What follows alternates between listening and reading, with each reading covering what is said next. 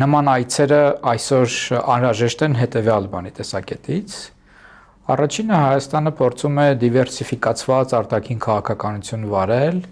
եւ այնպես անել, որ որևէ կենտրոն, որևէ պետություն Հայաստանը չդիտարկի որպես մի սուբյեկտ, որը իր դեմ ինչ որ քաղաքականություն է վարում։ Եվ որ իր հարաբերությունները այլ պետությունների հետ ուղղված չեն որևէ մեկի դեմ։ Ռուսաստան կատարվող այցերը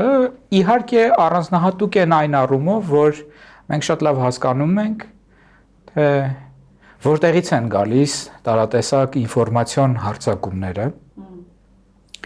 Հայաստանի նկատմամբ։ Եվ նաև երկրորդ հանգամանքը Հայաստանը ունի տնտեսական կախվածություն Ռուսաստանից, թեև կարծում եմ բավականին այսպես դրական միտում կա այն առումով, որ առևտրաշրջանառության ծավալները իջնում են։ Շատերն ասում են, որ հա, բայց դա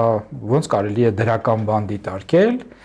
բայց դա հենց դիվերսիֆիկացված քաղաքականության տրամաբանության շրջանակներում մենք պետք է դիտարկենք։